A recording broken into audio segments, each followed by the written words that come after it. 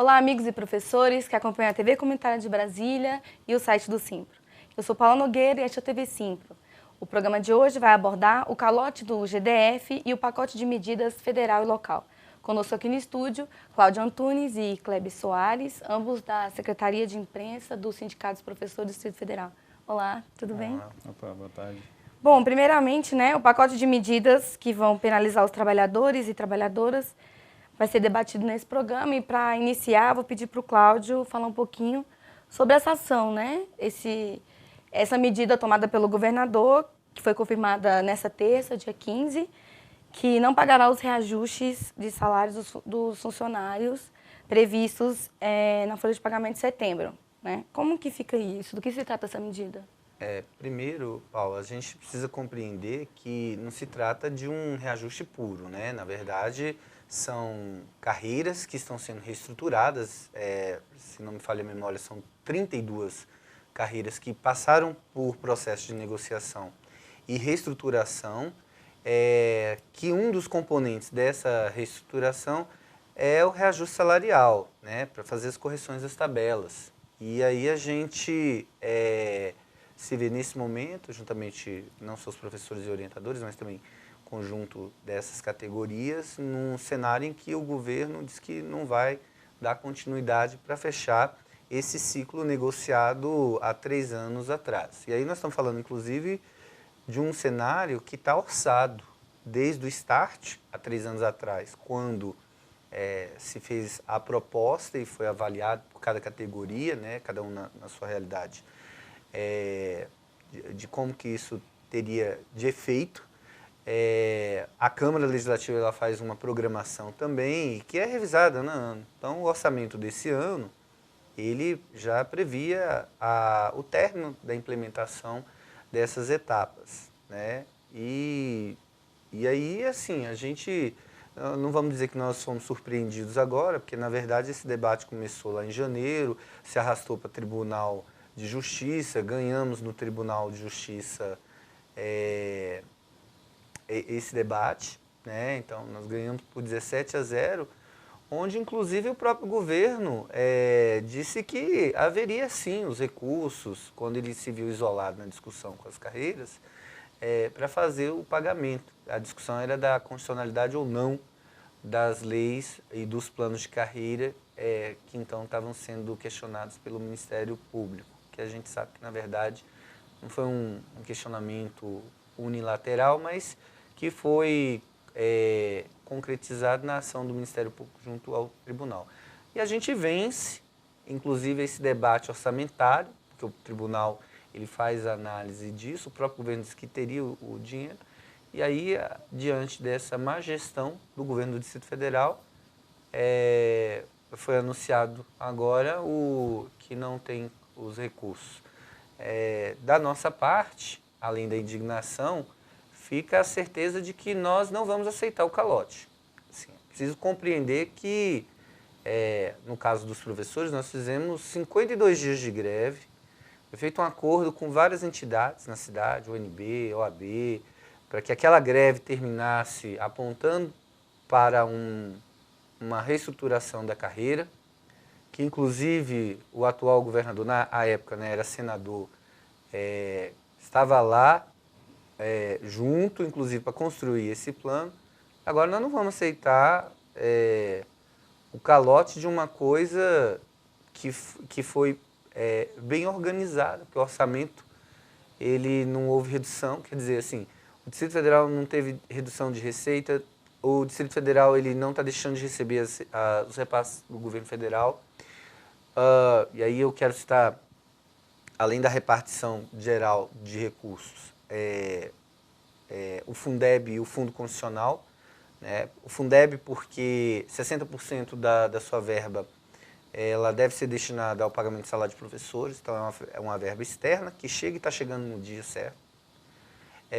O Fundo Constitucional, que é uma verba que custeia 3 áreas, né? Saúde, segurança e educação, e tem sido depositado nos cofres públicos do Distrito Federal em dias, né?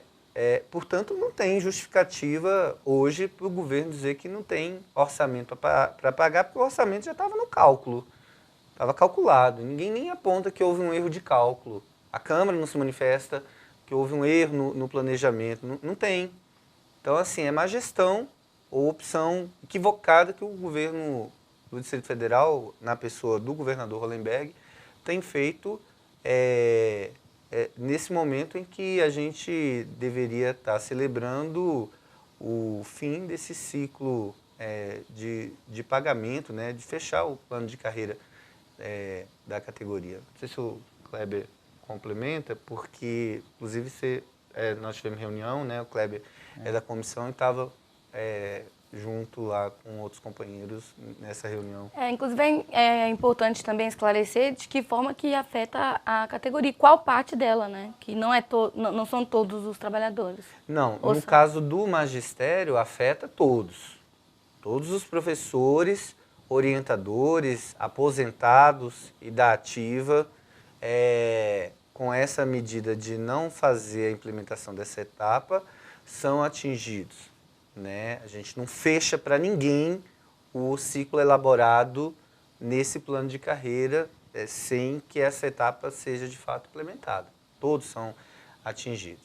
E as outras categorias, aí a gente não sabe detalhar em que medida isso atinge, mas se os planos deles tiverem sido reformulados nos moldes que o nosso, nessa questão salarial, deve ter o mesmo efeito, assim, atingir todo mundo também. Quem está na ativa, quem está aposentado também, né? Que geralmente é isso que ocorre quando um calote desse porte é estabelecido. É isso, né? Então ontem, só falar um pouquinho de ontem, ontem nós fomos recebidos pelo governador, secretário de Educação, secretário de Relações Institucionais. O governador começou falando da dificuldade financeira, orçamentária do governo do Distrito Federal, da impossibilidade de fazer o crédito de pagamento com a parcela, com essa última parcela que o Cláudio lembrou, do nosso plano de carreira, né, que nós devemos receber agora em outubro, referente a setembro.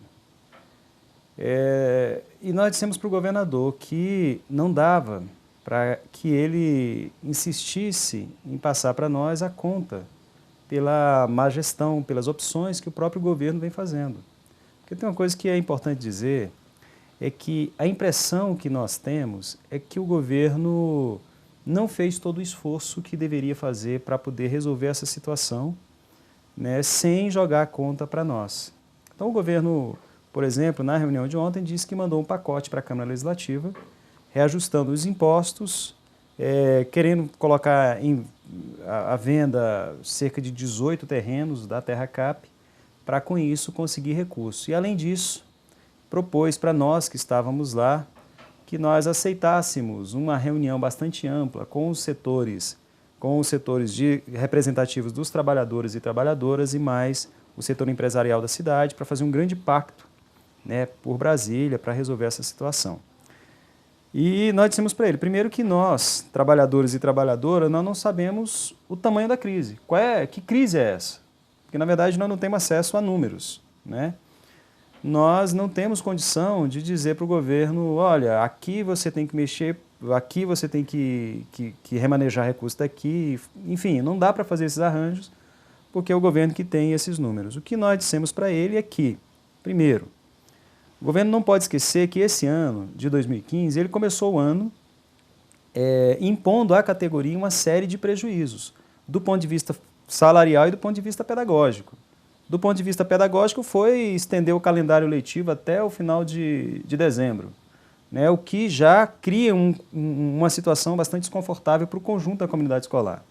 Do ponto de vista financeiro, foi parcelando salário. Parcelando, situação que nunca tinha acontecido na história do Distrito Federal, do jeito que aconteceu esse ano.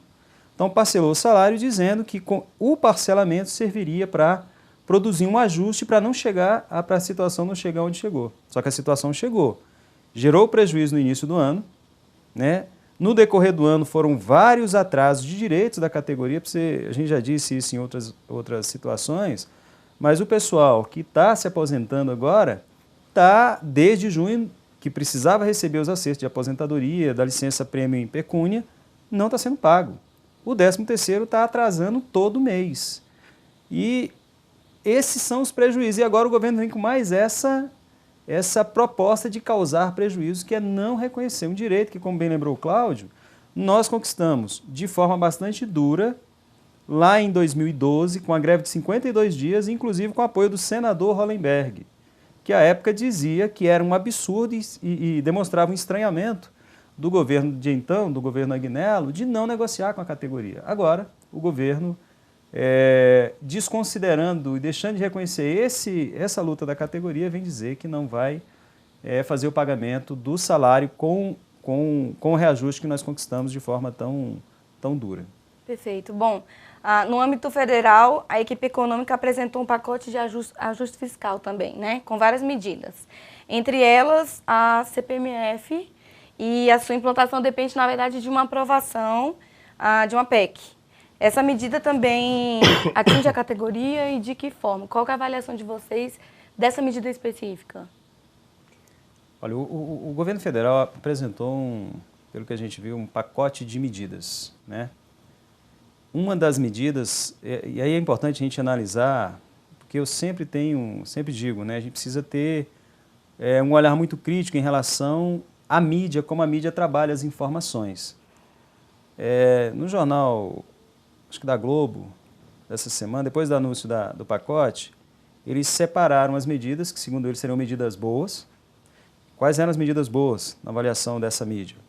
Todas aquelas medidas que tratavam de arroxo do servidor público, que aí não falam em arroxo, né? Falam em enxugar as despesas, né, Cláudio? Em dar uma comprimida nas despesas. A gente sabe o que significa isso. Significa, passa por um processo de congelamento de salário, passa pelo processo de não realização de concurso público, de terceirização. A gente lembra da PEC que está lá para ser discutida lá no Senado, por exemplo. Isso a grande mídia coloca como algo bom. O que é ruim, segundo a grande mídia? A história da CPMF. E aí é bom a gente avaliar direitinho o que significa essa contribuição provisória sobre movimentação financeira, destinada a 100% para a Previdência. Acho que esse é um imposto que a gente precisa discutir melhor, porque ele, entre outras coisas, consegue identificar exatamente a movimentação financeira, sobretudo de quem... E aí não estou dizendo que isso acontece com a nossa categoria, porque acho que não acontece. Estou falando de grandes empresários, né, de pessoas que realmente detêm o dinheiro. Mas a CPMF ela consegue, de alguma maneira, identificar qual é a movimentação de determinado cidadão que ganha muito dinheiro, mas que não declara o imposto como deveria declarar.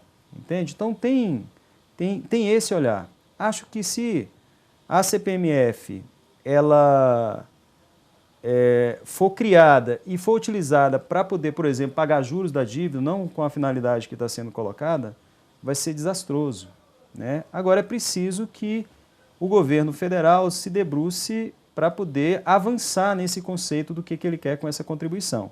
No caso da nossa categoria, sem dúvida nenhuma, porque aí abro um parênteses para dizer o seguinte, no Brasil é muito curioso, né? Quem paga imposto de renda e quem paga imposto é quem é assalariado, porque desconta direto na fonte, né? Quem são os grandes detentores da riqueza, na maioria das vezes acabam não pagando, né? Porque não vai lá, ou paga muito pouco, né? Ou não paga ou paga muito pouco.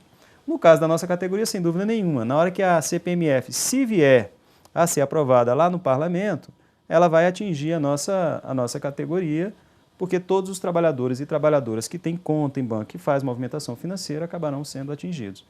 Mas a nossa grande preocupação, mais do que essa, é fazer com que o governo local garanta o que é direito para a nossa categoria, né? Porque o grande prejuízo é exatamente o não reconhecimento desse direito que está sendo subtraído. Perfeito. Bom, tem uma coisa também curiosa nessa relação de como que as coisas são apresentadas pela mídia. Porque também a defesa nossa é que a gente tenha, de fato, uma reforma tributária, né? Mas que reforma é essa?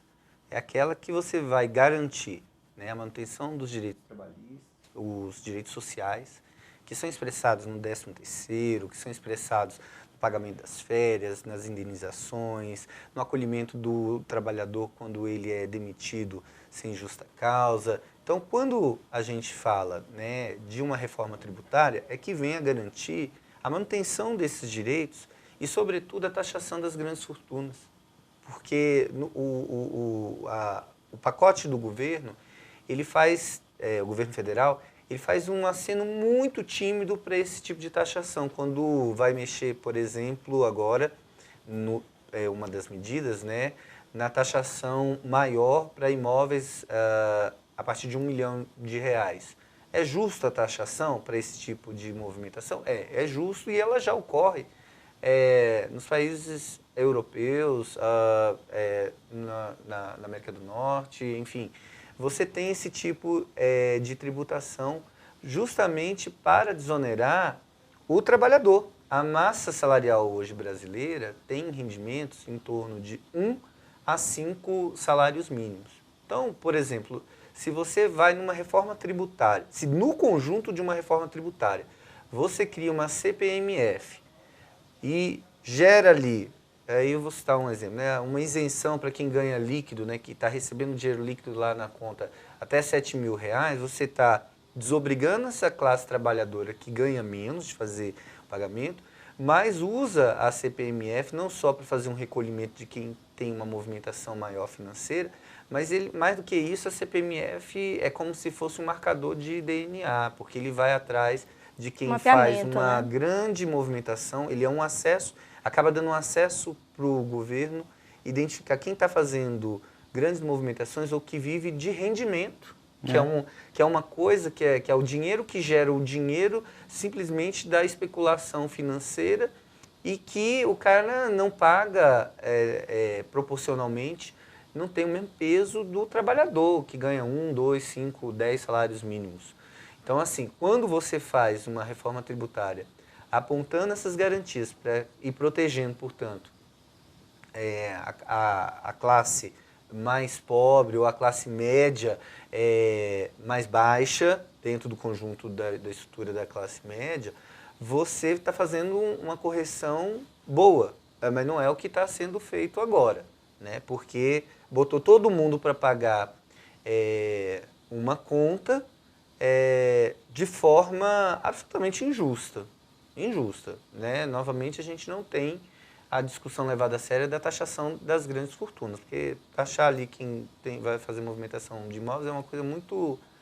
ficou muito aquém do que se espera de uma reforma tributária séria. Perfeito. Bom, há uma outra proposta também que depende de uma PEC, né? Que é a extinção do abono de permanência, que garantiria mais de 1,2 bilhão no ajuste. E para a gente entender melhor o que seria essa gratificação, porque só lendo pelo nome abono de permanência não dá para identificar. Para quem nos assiste, que vem a ser esse abono? O que acontece? Novamente, é uma das medidas que vai atingir o trabalhador, o simples trabalhador, porque o abono de permanência, ele ocorre quando, por algum motivo, o trabalhador ele faz a opção de não se aposentar, continuar no exercício mesmo já tendo adquirido as condições de se aposentar, pelo tempo de contribuição que já fez e pela idade já atingida. Mas às vezes, aí vamos pegar o caso, por exemplo, dos professores. Ele fica para poder completar algum ciclo na sua remuneração de aposentado, de alguma gratificação, fechar o tempo para poder atingir a melhor qualidade salarial na aposentadoria, chegar no último padrão da carreira, e aí tem a ver muitas vezes com a estrutura da carreira. Mas como ele já contribuiu, né, pelo tempo que a lei determina, como ele já cumpriu no quesito idade o tempo, então é criado o que todos chamam de abono de permanência, porque embora ele possa se aposentar, ele permanece trabalhando. Retirar isso, a gente ainda não sabe se isso alcança os professores aqui no Distrito Federal, porque como está vindo da área federal e o Distrito Federal tem regime de previdência próprio, a gente ainda vai ver como é que isso chega aqui. Por enquanto, imagina-se que o resultado disso se dê na área federal, mas com toda a solidariedade, né, a todos os trabalhadores, a gente deixa aqui a nossa crítica, que é um absurdo. Porque, de novo, né, as pessoas que vivem de renda, de especulação do mercado, elas não precisam do abono de permanência, elas não têm isso. na sua estrutura de vida. Então, assim, quem vai estar pagando essa conta é o trabalhador, né? O abono de permanência, ele é no valor do desconto que a pessoa faz de contribuição do INSS. Então, se esse desconto ali, pegar alguém que ganha R$5.000 bruto, então desconto em torno de R$550, ele recebe esses R$550 quando ele vai para essa condição que eu falei de ter o abono permanência. Eu vou tirar isso do trabalhador, né, mesmo depois dele ter trabalhado tantos anos, por que nós não vamos? Vamos discutir a taxação das grandes fortunas e vamos fazer quem vive da especulação pagar esse dinheiro que o governo supostamente diz que precisa para fechar as contas. E aí a gente, quando elenca isso, é bom lembrar que no primeiro semestre, todos os resultados já apresentados apontam que as instituições financeiras foram as que mais lucraram, apesar da crise.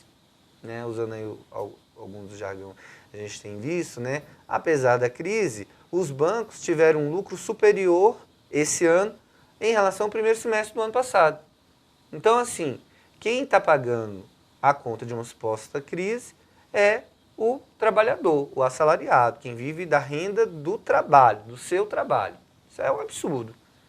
Ok. Bom, a todos vocês que nos assistem, este é o TV Simpro e estamos abordando o calote do GDF e o pacote de medidas federal e local. Conosco aqui no estúdio, Cláudio Antunes e Kleber Soares, ambos da Secretaria de Imprensa do Sindicato dos Professores do Distrito Federal. Kleber, de que forma o Simpro vem se mobilizando para fazer esse embate com o GDF?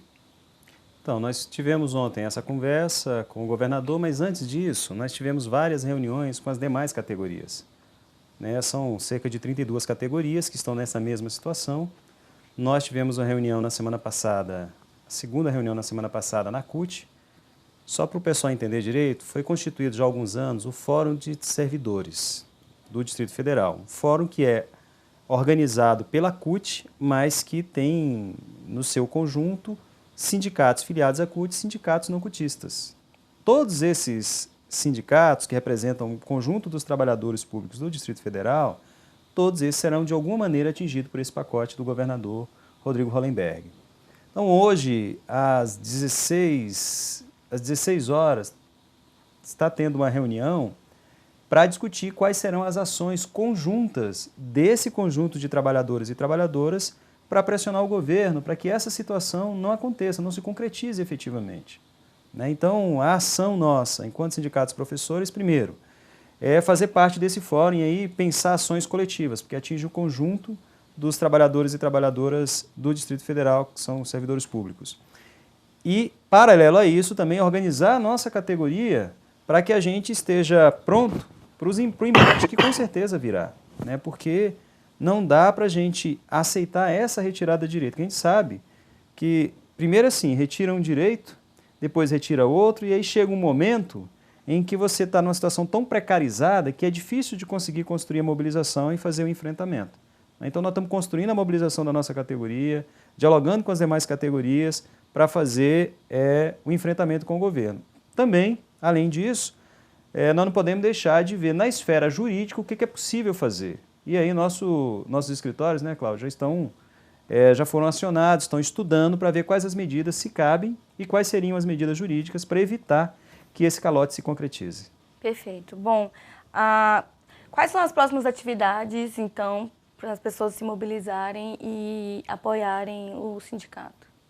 Nós vamos ter uma assembleia. Primeiro tem a possibilidade, estamos discutindo isso, de realização de atos conjuntos, né, com as demais categorias. E provavelmente nós vamos fazer uma assembleia da nossa categoria também para avaliar, do ponto de vista da categoria, quais são as ações.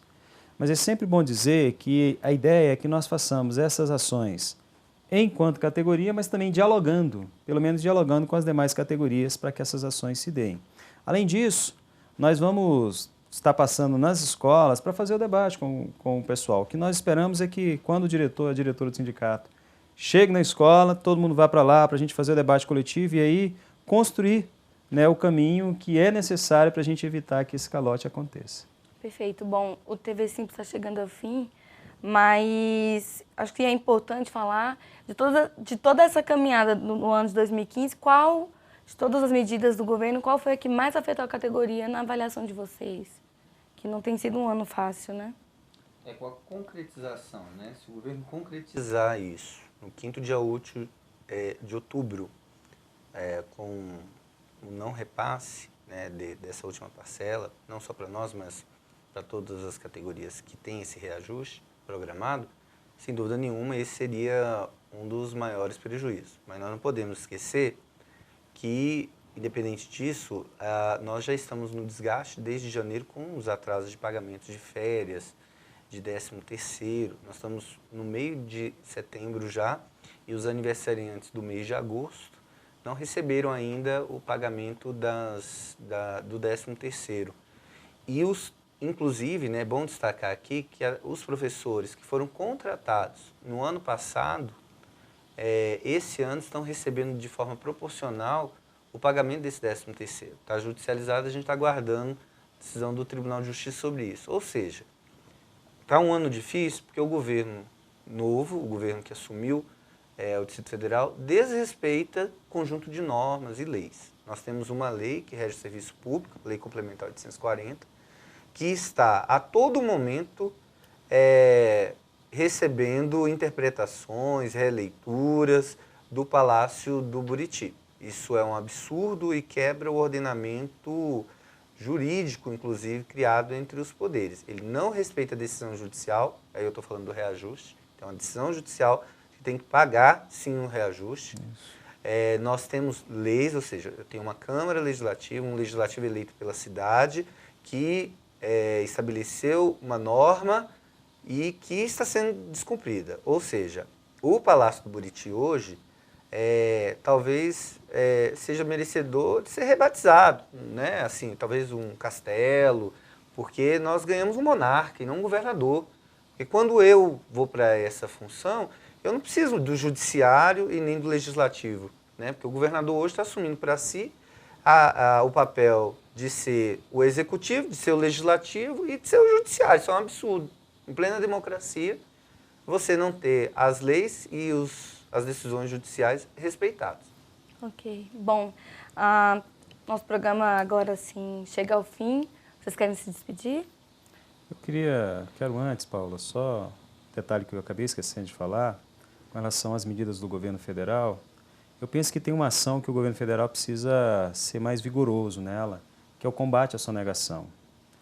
Só no ano de 2014, por falta do combate à sonegação, o governo deixou de arrecadar cerca de 70 bilhões de reais. Né? E aí a gente vê também um papel que a grande mídia, sobretudo, exerce nisso, né? na conivência com a sonegação fiscal, na medida em que, por exemplo, tem uma operação que fala pouco na mídia, que é a Operação Zelotes, que fala exatamente desse problema. E por que a mídia fala pouco? Porque ela vai exatamente investigar figuras que são figuras bem conhecidas da política nacional e também do meio empresarial. Então, infelizmente, é uma forma dos recursos que são públicos de serem investidos na educação, na saúde e na segurança, de estarem sendo desviados e que precisa de um combate mais efetivo do governo federal para evitar que essas coisas se deem. Combates como esse, a sonegação fiscal, atenção a investigações como a Operação Zelotes, isso ajuda a sociedade brasileira a que tenha mais investimento naquelas áreas que são tão necessárias, como saúde, educação, segurança, mobilidade urbana, enfim. E aí acaba evitando que sejam necessários pacotes, né, que acabam, como disse o camarada Cláudio, nessa questão do abono de permanência, penalizando sobretudo quem mais precisa. Mas eu quero agradecer a você, Paula, a TV Comunitária, a quem está nos assistindo e dizer que nós estamos apostando ainda no processo de negociação, para que nós não cheguemos ao extremo que seria uma paralisação geral, uma greve. Mas, se não houver a negociação, sem dúvida nenhuma, a classe trabalhadora do Distrito Federal, nós, professores e professoras, profissionais do magistério, vamos lançar mão desse instrumento legítimo que é a radicalização pela paralisação, pela greve, enfim, a gente sabe que essa é sempre uma situação de extremo desgaste para a comunidade escolar, para os alunos, pais e para nós também que somos profissionais do magistério. Continuamos apostando na negociação e é importante que quem esteja nos assistindo ajude pressionando o parlamentar, pressionando o próprio governador para que essa situação se resolva o mais rápido possível. Cláudio? Completando um pouco, né, o Kleber está falando, nós temos ainda 15 dias para que o governo apresente uma outra solução que não penalize os trabalhadores que já sofreram muito nos 52 dias de greve que nós fizemos para construir esse plano de carreira. Então, nós esperamos que o governador tenha muito mais habilidade e muito mais criatividade para administrar o Distrito Federal sem penalizar para isso, né, a classe trabalhadora, né? Nós estamos prestando um serviço essencial para a cidade, né, e não queremos interrompê-lo, porque, infelizmente, se o calote se consolidar nos próximos dias, infelizmente, uma das opções que nós temos é a da suspensão do serviço. E aí nós não estamos falando só do serviço do magistério, nós estamos falando do serviço de 32 categorias que atendem a comunidade do Distrito Federal. São cerca de quase 3 milhões de habitantes que serão penalizados com a suspensão desse serviço se o governo realmente não apontar uma outra solução e não voltar a ser aquilo para qual ele foi eleito, ser o executivo, administrar esse poder da democracia. Porque o legislativo, nós já temos lá os 24 parlamentares para fazer o serviço deles, e o judiciário também. Então ele só precisa ser o executivo, ele não precisa ser os 3 poderes juntos. Perfeito. Bom, este foi o TV Simpro. Gostaria de agradecer a presença de vocês aqui na TV Comunidade de Brasília mais uma vez. Convido a vocês que nos assistem, que continuem acompanhando a programação da TV Comunidade de Brasília, no nosso site, no canal 12 da NET também. É possível também assistir através do nosso canal no YouTube. E para você que quer rever o TV Simpro, vai estar disponível na nossa programação e também no site do Simpro. Muito obrigada, eu sou Paula Nogueira e até logo.